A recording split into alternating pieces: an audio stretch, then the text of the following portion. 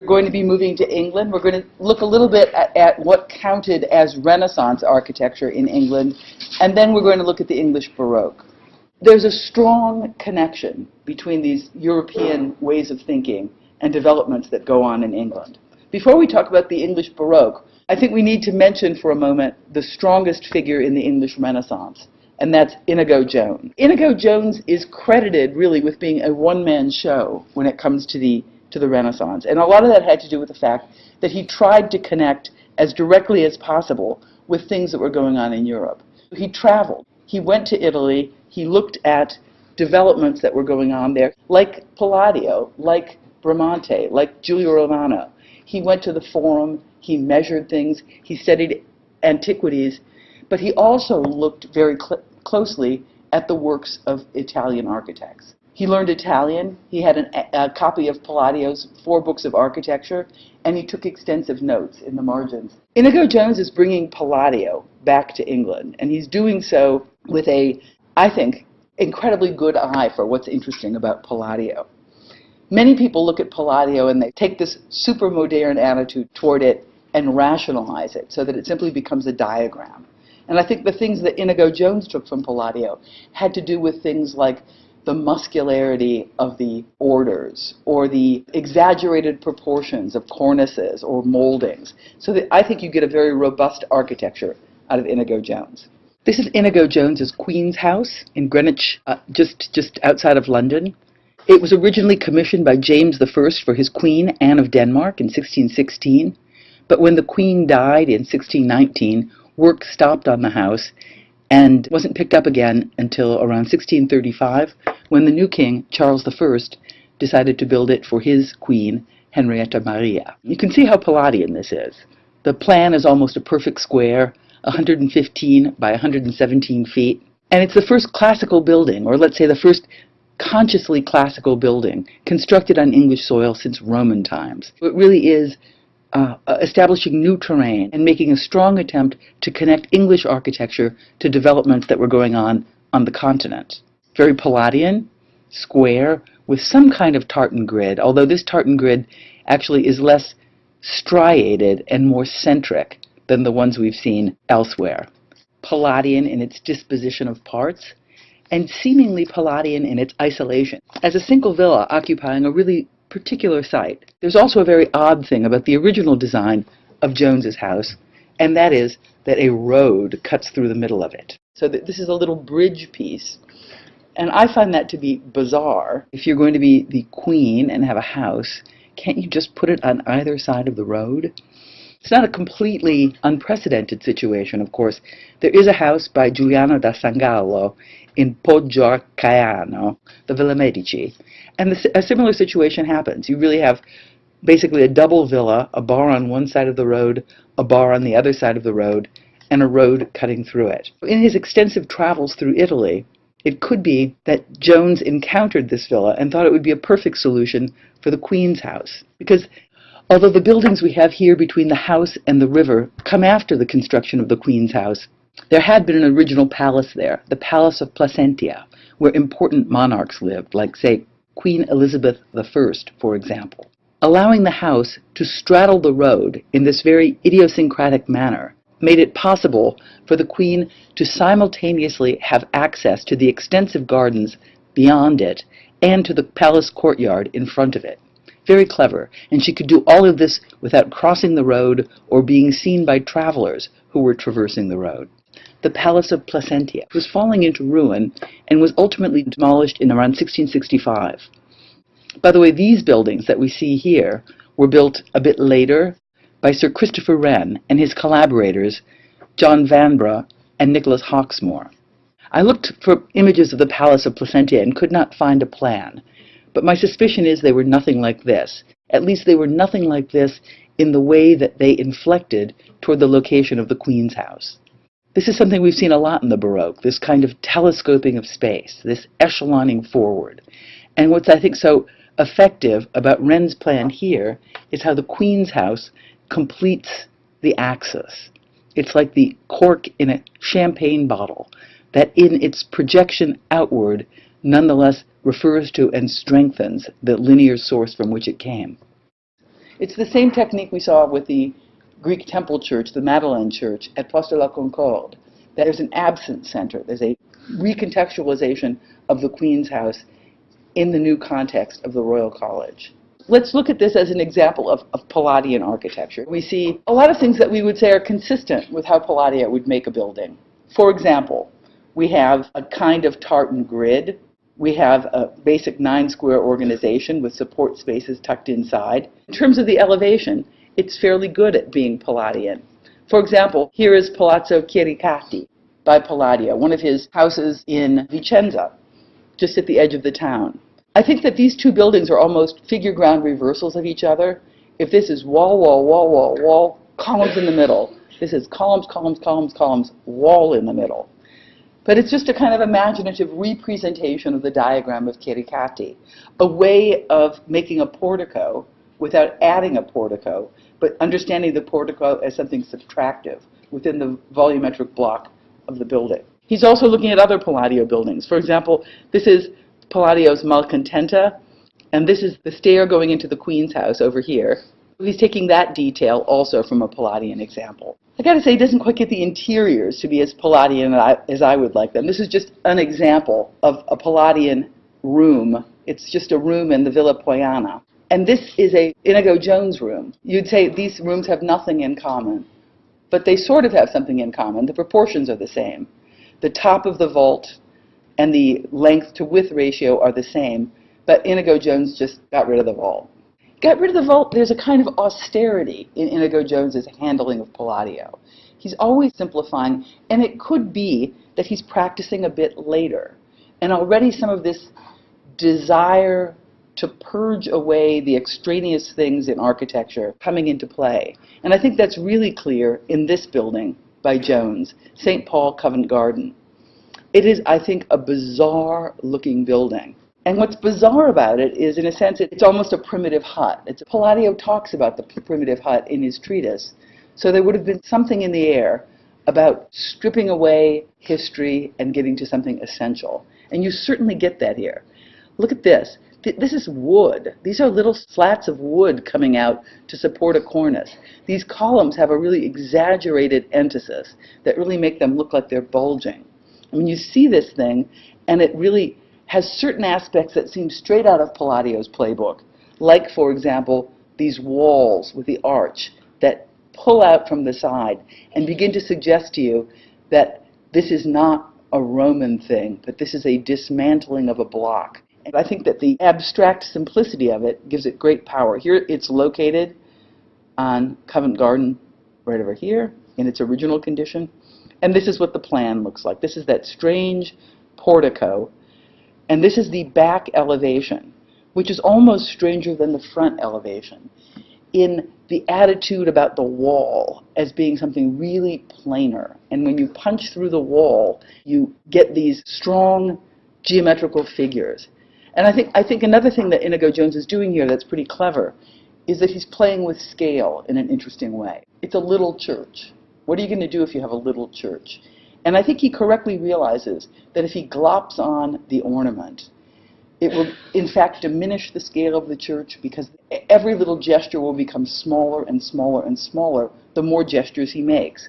But by stripping away the ornament and dealing with massing and a few big punches, the general image of this thing becomes more monumental. Just some odd little details. This is where the arch and the block of the building meet, completely different material condition. And this is that situation in Palladio. When Inigo Jones goes to Italy, he doesn't simply look at Palladio for a rational idea about planning space or organizing proportion, but he's also really interested in the language of architecture that comes up during the Mannerist period. He's very interested, for example, in Giulio Romano and this kind of robust, gutsy language. This is the banqueting house by Inigo Jones, and this is Giulio Romano's house. So ideas about rustication, or ideas about varied rhythms between pediments and rounded pediments happen there. Or even this project for the House of Raphael, with this really strong rusticated course, is something we see again in Inigo Jones. The next generation of architect after Inigo Jones was highlighted by Christopher Wren. And Christopher Wren is, in many ways, one of these Renaissance men, the likes of which we've been admiring in figures like Alberti and Guarini. He doesn't come into architecture through the practice of architecture, but rather because he's so smart, because he's so good at math. He is asked to undertake a project for fortifications because he's a professor of mathematics. And they figure, well, who's going to be able to build things better than a professor of mathematics? Through that, he becomes increasingly engaged in the work of architecture. He had various responsibilities. He was a professor at Oxford University, professor of astronomy and mathematics. He founded the Royal Society, which was a scientific society where people would get together and share these new discoveries that they're making. One of his great friends was Hooke, and if I remember anything from physics, it is that Hooke came up with Hooke's modulus that tells you how springy a spring is. So you can just imagine these guys sitting around and saying, I've got this great idea for rebuilding London. Wait, let me tell you about the spring modulus that I have. No, I have this idea about an apple falling. I mean, there are all kinds of interesting people in England sharing ideas, and the Royal Society really became an instrument for the kind of conversation that they could have. That generation, exemplified by Christopher Wren, turned away from this strong engagement in plasticity and heaviness and rustication and materiality, and instead began to think about architecture in what we might call a modern way, connecting back to the French debate within the Academy between the ancients and the moderns. If the ancients looked at precedent, particularly looked at antiquity, and tried to somehow understand the lessons of antiquity and repeat them, then the modern, or the moderns, were interested in extrapolating theory from the lessons of antiquity and moving forward. The modern were happy to jettison quite a lot of antiquity on the way. Claude Perrault, architect of the East Front of the Louvre, for example, would go so far as to say you don't even need the orders. The orders are simply a convention. People like the orders because they're used to the orders. But what really matters is material and craft and things that are true in all times, in all places, in all periods. So in Wren's architecture, we don't have the quirky mannerist language anymore, and rather than having a taste for heaviness and the presence of material, Wren specifically becomes interested in lightness and the absence of material. In 1666, there was a fire in London, and the fire in London was devastating. The area in pink represents parts of London that were burnt. And this is basically London. The stuff that didn't get burnt has really no architectural or historical significance. All of the main buildings in London burnt. Quite astonishing. Wren had already begun consulting on the expansion of St. Paul's. And when London burnt, within 2 weeks, Wren had prepared plans, which I think is ghoulish, for the rebuilding of London. You know, let's take this opportunity of the entire city burning down, not simply to make a few minor adjustments in what's going on, not just to build a few little churches. Let's take this opportunity to rebuild in a wholesale fashion. Wren comes up with his first scheme for rebuilding London, which is this one. Nobody liked it very much. Why do you suppose nobody liked this scheme for rebuilding London? Anything wrong with it? Anybody have a response to it? Yes. It looks a lot like Versailles. French do not have big popularity in England. Also, Versailles is ruled by a despot. Louis XIV, great patron of the arts, was also a strong man. And England considers itself a place ruled by citizens. So to take in the diagram of Versailles and make it the new plan for the city was something that people were not very receptive to. Wren came up with a second plan, which is over here, and in this second plan, he begins to make allowances for things, like where certain churches are located, where certain important monuments are located. Still looks a lot like Versailles, however. We still have things like these emblems of the Sun King, the rond-point over here or over here, but the diagonals become more interested in making connections across. Nobody liked that one either, I have to say. None of these plans for London were met with great response. I have to say, my favorite plan for London is this one, Hooke's plan for London, Wren's friend. Hooke says, grid it. Clearly these Baroque diagrams don't make any sense at all. let's be super rational. Let's be super rational. Let's grid the thing. And actually, it's more nuanced than that. I don't know if you can see within the grid there are these little squares that become city parks. So it becomes a gridded system with an alternating rhythm of green space within it to create sub-communities within the large community. And up above this is the burnt area of London as rebuilt by Hooke. None of this got done. None of this got done because people owned land. People had interest in certain pieces of property. And nobody wanted big diagonal boulevards or even new gridded streets cutting through their city. London got more or less rebuilt as it had been built, but with a certain change in the building requirements, that buildings could not be timber, they had to be brick, so that they would be more capable of resisting fire. Further to Andrew's comment that it looks a lot like Versailles, this is the second Wren plan that still looks a lot like Versailles, with these diagonal boulevards and so forth. The fact that Wren couldn't rebuild all of London didn't stop him from continuing work that he had already begun on St. Paul's. This is the characteristic form of St. Paul's, the one we're familiar with, the one that graces the skyline of London today. It didn't always look like this. In fact, when Christopher Wren first became familiar with the project, it was a ramshackle 13th century Gothic cathedral in such bad repair that the steeple was falling down, and it was perilous to occupy. When the fire of 1666 destroyed it, and here's a contemporary sketch showing you old St. Paul's in ruins, Wren was already lined up to begin work on a new church. One of the little stories that goes along with this is that Wren was walking through the smoldering debris of the demolished building, and he picked up a little piece of a gravestone that had fallen off, and this said, Resurgam, which is Latin for I shall rise again. That became his motto for the project of reconstructing out of the ashes a new St. Paul's. He had a couple of projects, and of course Wren wasn't an architect, so he's sort of figuring all this out as he goes along. He was a smart person, and he was also a polymath, which means somebody who's interested in everything. And in that capacity, he had gone to Paris in 1665, right before the fire, and poked around. And what could one see in Paris in 1665? Well, projects for the Louvre were underfoot. Bernini was in Paris at the time, and Wren desperately wanted to take a look at the drawings for the new Louvre. He wanted to meet Jules Hardouin-Mansart. He wanted to meet Bernini. And he was really nobody. He was not the great architect of the great St. Paul's at the time. He was simply some mathematician puttering around. But when he got back to London and began seriously undertaking projects for the rebuilding, his early schemes were a bit naive, but by the time he got to his third project, called the Great Model Project, he had come up with full flowering Baroque. Kind of spectacular. I mean, this is not so different, one might say, at least in ambition, than projects that Bramante would have had for St. Peter's. Centralized plan, a series of smaller-scaled chapels surrounding that, with a slight extension toward the longitudinal. Even in the manner of St. Peter's, there's a giant dome surmounting this. This is Wren's favorite scheme of all the schemes for St. Paul's, so much so that he had something called the Great Model made. And why is it called the Great Model?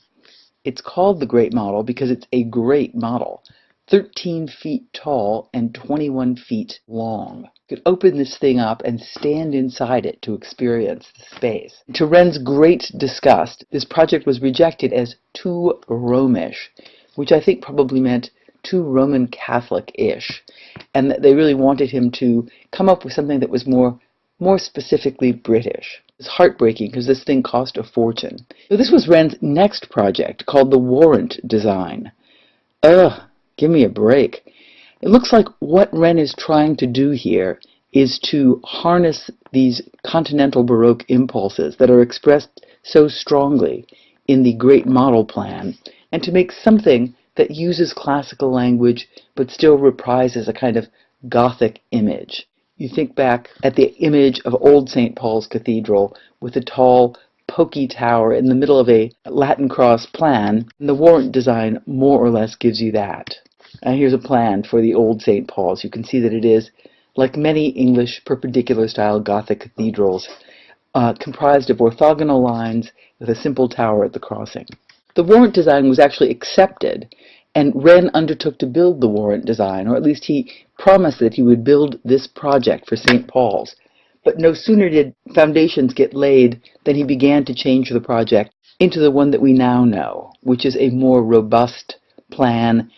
Instead of the spindly tower, a big, gutsy dome. But it's funny, given how the warrant design originated in a reconnection to the Gothic roots of old St. Paul's, that Wren goes out of his way to disguise any trace of that Gothic ancestry. Happy to deploy elements that look like they derive from the Louvre, the paired columns, and the pediment. Happy to use things that look like they derive from even the Tempietto over here for the dome. But when it comes to the constructional logic of the building, when it comes to things like the structure of the dome, the fact that there is this conical brick dome that supports the real structure of the vault through its paraboloid geometry, these kinds of things he disguises. This is what you get in the space between the vaults. You have timber tying the brick conical shell to the outer shell, and thereby giving you a kind of deep system that allows this thin element to nonetheless span a great deal. Or here, where we see the flying buttresses hidden behind these walls that work to create this solid massing and clear image of the building. So it ends up looking kind of like this. And if we look at this, we would say, well, it's kind of a Latin cross. It's kind of a Latin cross, the crossing of which has slipped kind of toward the middle. So it straddles this territory of being kind of centralized and kind of longitudinal, which is pretty clever. In fact, the whole church is pretty clever. And what makes it so clever is that Wren, in fact, was this mathematician. Wren was this guy who enjoyed the problem of figuring out how to make a dome, how to move static forces through a building, and also how to play with the appearance of that dome to give it a sense of lightness. Look at a couple of things, like look at the way the plan works. We have these structural elements that become extended almost like fin walls, like bits of wall, so that when moving through the aisle, you would read it as column, and it would go away, it would seem thin. When you get to the actual space of the dome and look in all directions, it would seem thin. So the actual structure holding up Wren's dome is composite. It's all this stuff. It's this corner tower, stair tower, it's these two thin walls, and it's the scooped out space in between. There's a lot of robust structure there, but it's not robust structure that you can actually see. So Wren makes it miraculous. You have to say, oh, God, I wish I liked Christopher Wren more. It's just sort of sad that I don't like him more. And I think what I don't like about Wren, I like him a lot, let me say that. But the thing that disquiets me about Wren is that he does have this modern sensibility, hyper-rationalizing and draining out the gutsiness of the architectural language.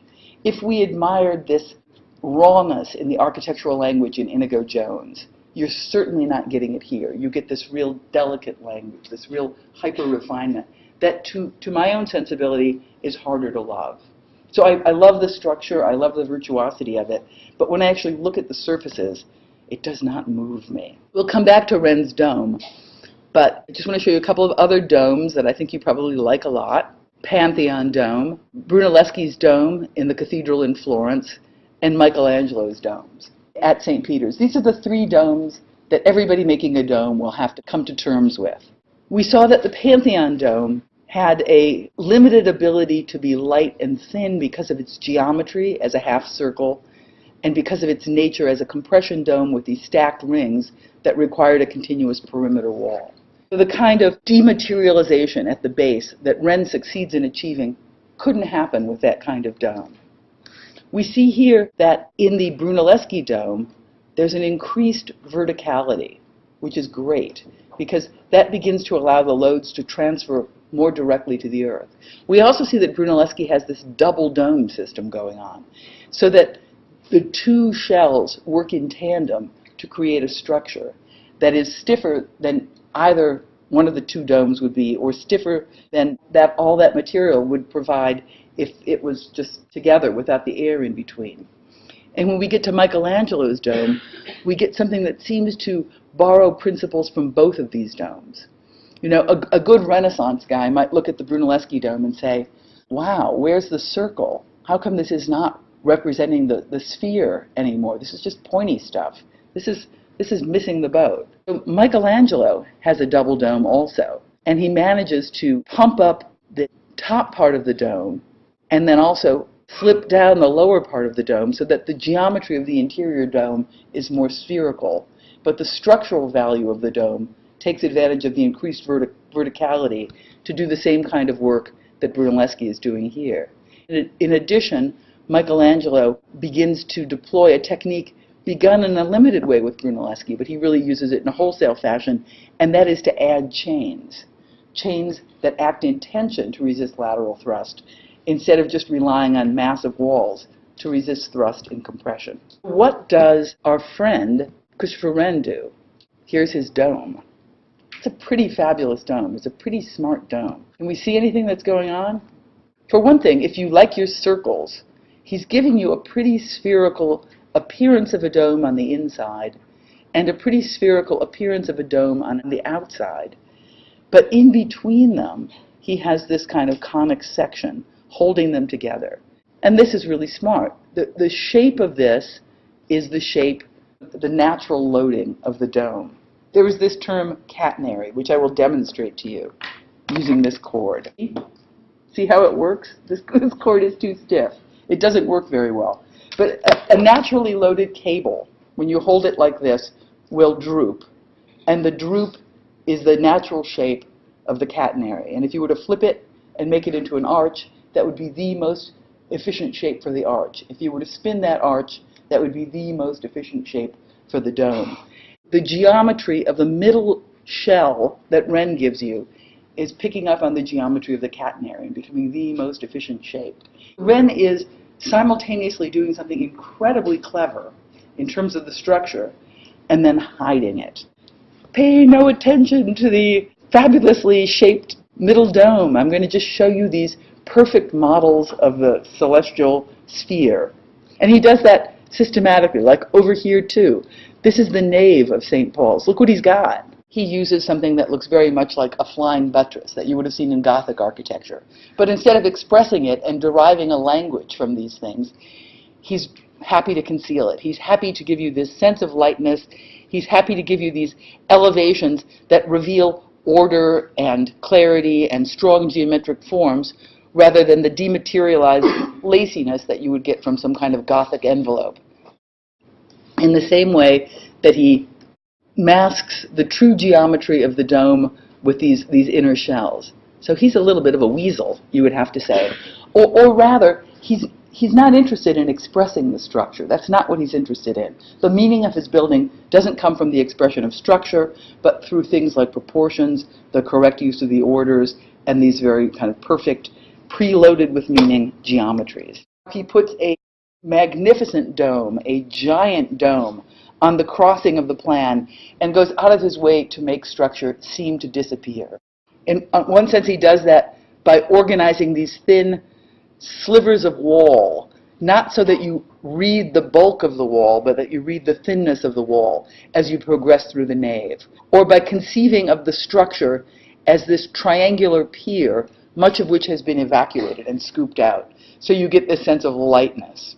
At every moment, Wren will conceal the true structure in the interest of giving you a perfect geometry or a sense of lightness.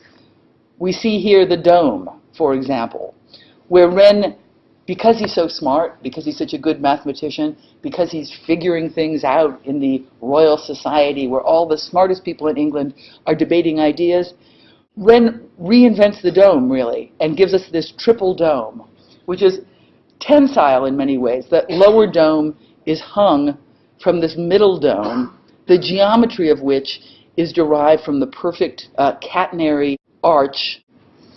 If you look at the actual shape of this thing hovering above here, you would have to say he's looking at sources not simply for their structural value, but also for their formal appearance. The dome of Wren almost looks like a giant tempietto sitting on top of the church. We have this tholos thing with column, column, column, and another volume pulling up in between it. It's different from the Michelangelo dome. The Michelangelo dome has this lively double rhythm this kind of syncopation going on. And this is much, much more of a kind of archaeological dome. It's like same, same, same, same, same, same, same. Quite spectacular, and really quite disengaged from the body of the church. It's just sitting there. Let's look at a few more elements in Rennes church. This is the main portico. Looks to me like Rennes has been to Paris. And in fact, Rennes has been to Paris. Rennes went to Paris when Bernini was working for Louis XIV and looked at Bernini's drawings for the Louvre.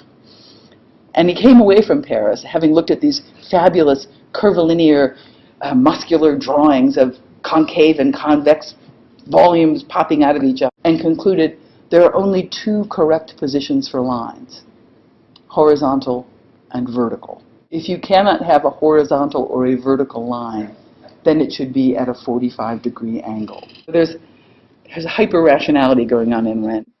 As an aside, during the Blitzkrieg, when London was attacked by bombs, St. Paul's in the center of London was an obvious target. And throughout all those bombings, it did not fall, and it became a symbol of endurance. Another thing that happened during the Great Fire of London was a lot of the parish churches burnt down. And in fact, there was a commission to build 50 new parish churches. And Rennes participated in this and built quite a lot of these churches himself. This is just one of them, St. Mary le Strand in London. And I like his parish churches quite a lot. And I think that when you're building on a small scale, you have to use some of the tricks that we saw Inigo Jones using at Covent Garden. And that is, you pump up the scale. You decide that you can't do everything, so you do a few things in a fairly dramatic way. These are just some of the plans that Rennes did in his city churches. And what I really like about these plans and these churches are they're small enough so that they're not too hard to solve as structural problems. And so Rennes becomes fairly virtuoso in what he's doing with the structure.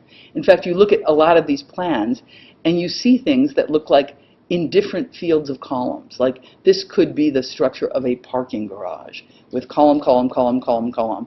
But what Rennes does is within this uniform field of column, he will float sectional figures. So there'll be this kind of double pull between ordinary at the ground plane and extraordinary in terms of the vaulting. And again, he's using these composite systems where these little columns that apparently have no value collaborate with a perimeter condition to create a support that can actually make these things work. This is just a drawing showing you all of Rennes' London churches with St. Paul's hovering in the background. The Church of St. Lawrence Jewry is one of the many churches. Here's its plan. And you look at the plan and you think, same, same, same, same, same. You can see that there is this vault that is situated above this row of columns in a way that begins to give special significance to the central space. But the greatest of all of these Rennes city churches is St. Stephen Walbrook. And this is really, really a wonderful church. The plan is a hall church. And we remember the debate that everybody in Italy is having. Shall we make it centralized? Shall we make it longitudinal? Shall we make it a Latin cross? And in a sense, Rennes does all those things here inside a box. And that's kind of great. He floats a really big dome over here, kind of getting three skinny little columns to work together to support the thing. He plays with the columniation, same, same, same, big, same, same, same, big, same, to give you a cross. And of course, there's a long axis to it. And it's also a hall. So there's sort of four church typologies superimposed on this one fairly simple organization. And the dome is really, really great. And you really have this sense of miracle. Like, how can a dome like that be supported on something that apparently has no substance whatsoever? No more substance than an ordinary column. Just here's St. Stephen Walbrook. And many similar domed figures float in other churches. Next time we'll continue talking about England. We'll be looking at two architects who began their careers working with Rennes and who branched off into their